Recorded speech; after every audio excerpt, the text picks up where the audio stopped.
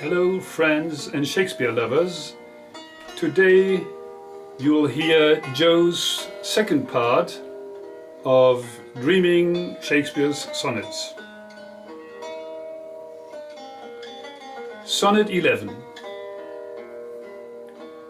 As fast as thou shalt wane, so fast thou growest in one of thine from that which thou departest.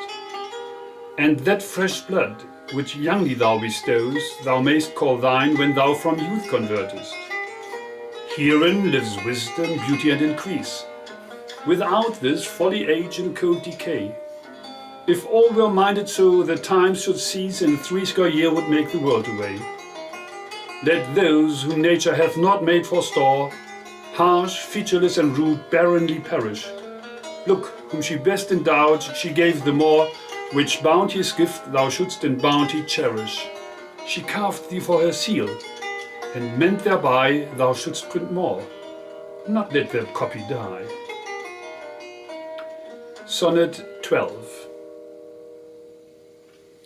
When I do count the clock that tells the time, and see the brave day sunk in hideous night, when I behold the violet past prime and sable curls all silvered o'er with white, when lofty trees I see, barren of leaves, which erst from heat did canopy the herd, and summer's green all girded up in sheaves, borne on the beard, with white and bristly beard, then of thy beauty do I question make, that thou among the wastes of time must go, since sweets and beauties do themselves forsake, and die as fast as they see others grow.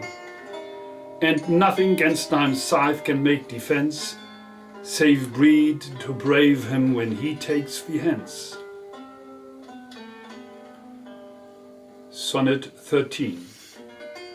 Oh, that you were yourself! But love, you are no longer yours than you yourself here live.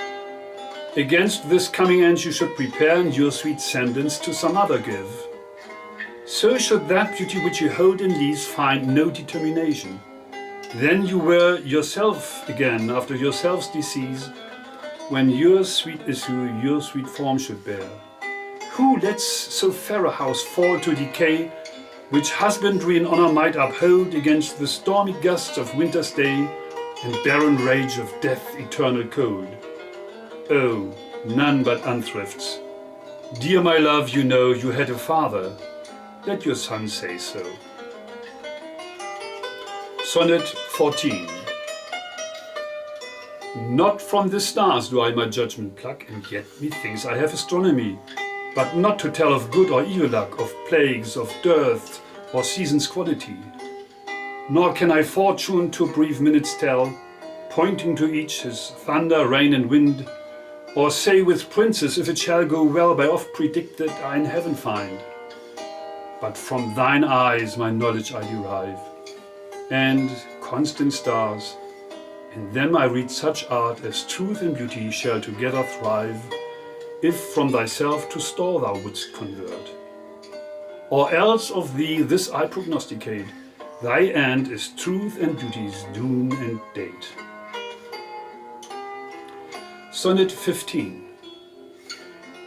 When I consider everything that grows holds in perfection but a little moment, that this huge stage presenteth naught, but shows whereon the stars in secret influence comment, when I perceive that men as plants increase, cheered and checked even by the self-same sky, vaunt in their youthful sap, at height decrease, and wear their brave state out of memory, then the conceit of this inconstant stay sets you most rich in youth before my sight, where wasteful time debateth with decay, to change your day of youth to sullied night. And all in war with time for love of you, as he takes from you, I engraft you new. Sonnet 16.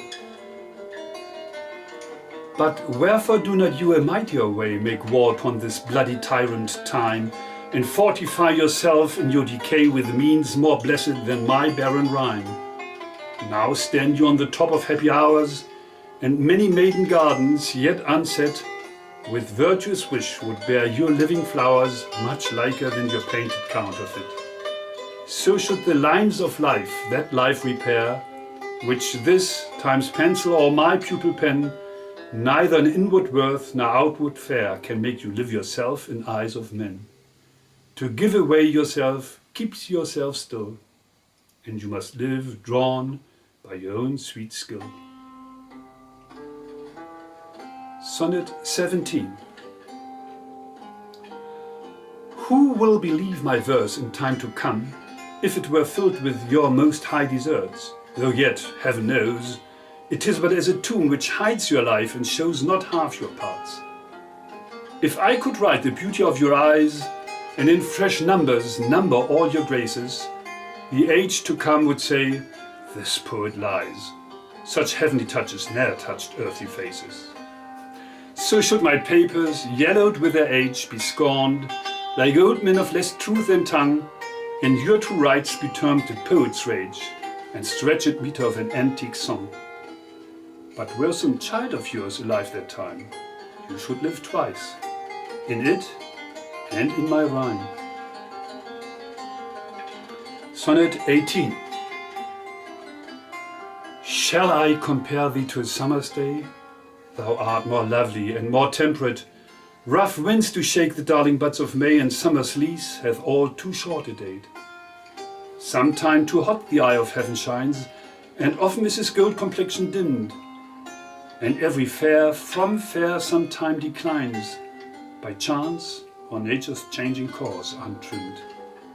But thy eternal summer shall not fade, nor lose possession of that fair thou owest, nor shall death brag thou wanderest in his shade, when in eternal lines to time thou growest.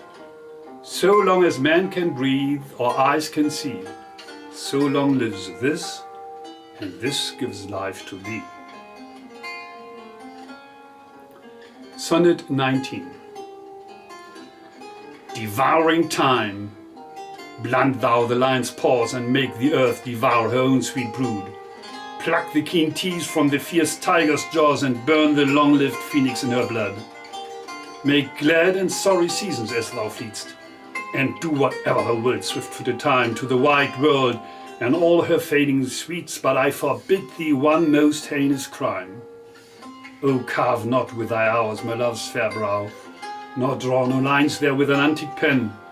Him in thy cause untainted do allow for beauty's pattern to succeeding men. Yet do thy worst, old time. Despite thy wrong, my love shall in my verse ever live young.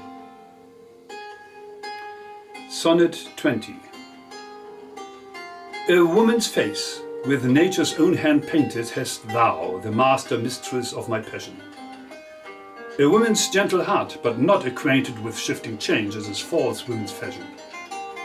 An eye more bright than theirs, less false and rolling, gilding the object whereupon it gazeth. A man in hue, all hues in his controlling, which steals men's eyes and women's souls amazeth. And for a woman wert thou first created, till nature, as she wrought thee, fell a-doting, and by addition me of thee defeated by adding one thing, to my purpose nothing. But since she pricked thee out for women's pleasure, mine be thy love, and thy love's dues thy treasure.